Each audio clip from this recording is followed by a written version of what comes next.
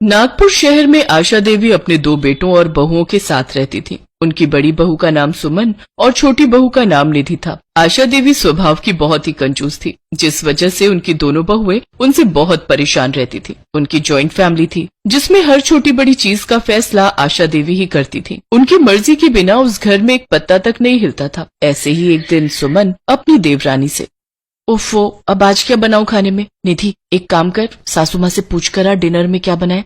निधि की शादी को अभी कुछ महीने ही हुए थे, जिस वजह से वो अपनी सास से बहुत ज्यादा डरती थी।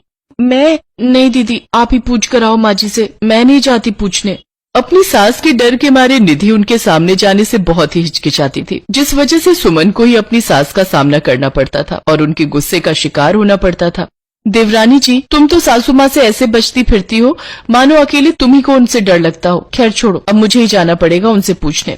बाहर के रिमझिम भरे सुहाने मौसम को देखकर सुमन को आज कुछ अच्छा खाने का मन था, लेकिन वो जानती थी कि उसकी सास आखिर में उसे दाल चावल ही बनाने को कहेगी। इसी दुविधा में खोए हुए सुमन अपनी सास के कमरे में जा पहुंचती है और डरते हुए अपनी सास से पूछती है, मम्मी जी, आज खाने में क्या बनाना है? बहू, जो भी तेरा दिल करे तू बना ले। अरे स्टोर रूम अनाज से भरा पड़ा है, मैंने कोई कमी थोड़ी न छोड़ी है तुम लोगों के लिए। हाँ जानती हूँ, सारा स्टोर रूम तो राशन के चावल और दालों से ही भरा पड़ा है, उसके अलावा है भी क्या इस घर में? अरे किस सोच में डूब गई, समझ नहीं आ रहा कि क्या बनाऊं? अच्छा एक काम करना, तू ना दाल चावल ही बना ले और साथ में पुदीने की चटनी भी बना दियो। लेकिन माँ जी, कल रात को भी दाल ही बनी थी और यहाँ तक कि आज दिन में भी हमने दाल चावल ही खाए हैं। हाँ तो दिन में काली मसूर बनी थी, अब तू लाल मसूर बना ले। अरे दाल है, पर है तो अलग अलग रंग की। माँ जी, रोज रोज यूँ दाल खाना अच्छा नहीं लगता हमें।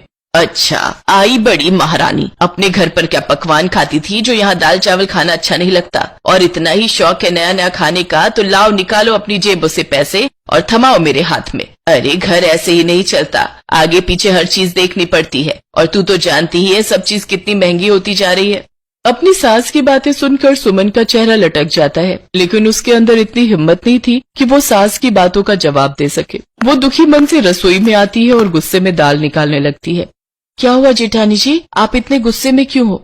देवरानी जी, मैं तो हमेशा ही गुस्से में रहती हूँ, लेकिन अफसोस कि मेरा गुस्सा कभी किसी पर निकल ही नहीं पाता। लेकिन हुआ क्या है जेठानी जी?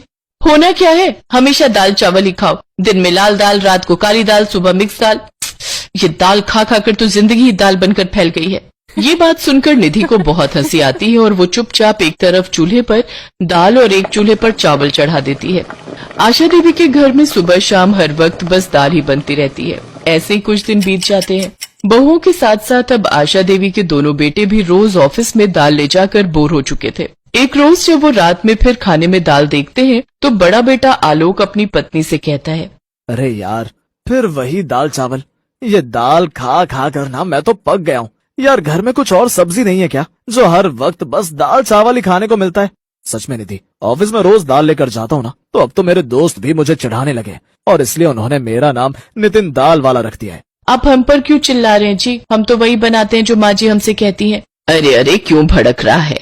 आखिर इस दाल में दिक्कत ही क्या है? और तुम दोनों को इतनी ही दिक्कत है तो तुम दोनों के ले जाने के लिए ये कल से सब्जी बना दिया करेगी। अपनी सास के मुंह से ये बात सुनते ही देवरानी जेठानी के चेहरे पर रौनक आ जाती है कि कम से कम अब घर में सब्जी तो बनेगी। अगली सुबह जब सुमन और निधि सब्जी बनाने के लिए फ्रिज खोलती है तो उसमें कोई सब्जी नजर नहीं आती। तभी सुमन जाकर अपनी सास से कहती है, माँ जी, घर में तो कोई भी हरी सब्जी नहीं है, सामने बिरजू भैया की दुकान में सब्जी भी मिलती है, आप प्लीज जाकर ले आइए ना, मुझे इनके लिए सब्जी बनाकर पैक करनी है, दोनों भाइयों को ऑफिस के लिए लेट हो रहा है। सब्जी? अरे बहू, मैं गई थी उसकी दुकान पर, लेकिन सब्जियों के रेट तो आसमान छू रहे हैं और वो मुआ बिरजू का बच्चा 1 रुपया तक कम करने को तैयार नहीं, इसलिए मैं सब्जी नहीं लाई। ये आलू 10 रुपए किलो मिल रहे थे तो यही आधा किलो ले आई हूँ, दोनों भाइयों के लिए बना दे। लेकिन माँ जी, ये तो बहुत कम है, ये हम सबको पूरा नहीं होंगे। तो मैंने कब कहा सबके लिए बनाने को?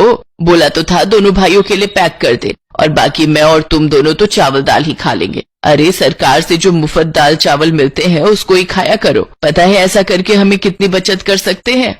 अपनी सास के मुंह से ये बात सुनकर सुमन और निधि के सारे अरमानों पर पानी फिर जाता है। दोनों भाइयों के लिए लंच पैक करके वो दोनों फिर से अपनी सास के साथ दाल ही खाती हैं। कुछ दिन तक ये सिलसिला चलता रहा। अब आलोक और नितिन के टिफिन में या तो दाल होती या आलू की सब्जी। एक रोज नितिन अपनी माँ से, माँ क्या है ये सब? दाल और आलू खाकर हम पक चुके हैं, अरे जब हम अपनी सैलरी आपको दे देते हैं तो आप सब्जियां क्यों नहीं लाती? बड़े नखरे चढ़ गए हैं दोनों भाइयों के। जब हमें मुफ्त में दाल चावल मिल रहा है तो हम क्यों सब्जियों पर पैसे खर्च करें? अरे बचत करना सीखो, बचत, नहीं तो एक दिन सब भूखे मरोगे। और जब तक मैं जिंदा हूँ इस घर में यही बनेगा, खाना है तो खाओ, नहीं तो भूखे रहो।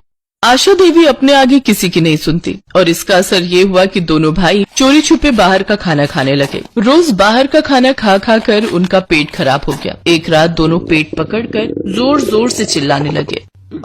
सुमन, मेरे पेट में बहुत दर्द हो रहा है। निधि, जल्दी से डॉक्टर को फोन करके बुलाओ। तभी सुमन भी चक्कर खाकर बेहोश हो गई। हे राम, ये आखिर क्या हो रहा है? सुमन बहू उठो, इससे क्या हो गया? माँ जी, मैं अभी डॉक्टर को बुलाती हूँ। रुको, डॉक्टर को बुलाने की जरूरत नहीं है, मैं अभी तुम तीनों की नजर उतार देती हूँ। मेरे परिवार को जरूर किसी की नजर लग गई है। बस भी करो माँ जी, बहुत हुई आपकी ये कंजूसी। निधि जल्दी से डॉक्टर को फोन करके घर बुलाती है। देखिए, आपके दोनों बेटों ने पिछले कुछ दिनों से लगातार बाहर का खाना खाया है, जिस वजह से इनका पेट खराब हो गया है। इन्हें इंजेक्शन लगा दिया है, थोड़ी देर में आराम आ जाएगा। और आपकी बहू लगता है ये सब्जियां नहीं खाती, जिसके कारण इनके शरीर में जरूरी पोषक तत्वों की कमी हो गई है। मैंने इनको मल्टीविटामिन का इंजेक्शन दे दिया है, कुछ ही देर में होश आ जाएगा। लेकिन अगर ये ऐसे ही हरी सब्जियां खाने से बचती रही तो इन्हें जल्दी हॉस्पिटल में एडमिट करना पड़ेगा। पता नहीं आप लोग समझते क्यों नहीं, खाने में सब्जियों की जरूरत हमें उतनी ही है जितनी जीने के लिए सांस की। आशा देवी को अपनी गलती का एहसास हो जाता है और वो कहती हैं, इसमें इनकी गलती नहीं है डॉक्टर साहब, मैं ही अपनी कंजूसी के कारण इन्हें राशन में मिले मुफ्त दाल चावल खाने को मजबूर करती थी। लेकिन अब मुझे अपनी गलती का एहसास हो गया। अब से मैं अपनी ये कंजूसी भरी आदत छोड़ दूंगी और अपने बच्चों को हर तरह की सब्जियां खिलाऊंगी। और इस तरह से अब आशा देवी के घर में तरह तरह की स्वादिष्ट सब्जियां बनने लगी और दाल चावल अब हफ्ते में 2 बार ही बनते थे। अब सभी घर वाले हर रोज अलग अलग सब्जियां खाकर बहुत खुश थे।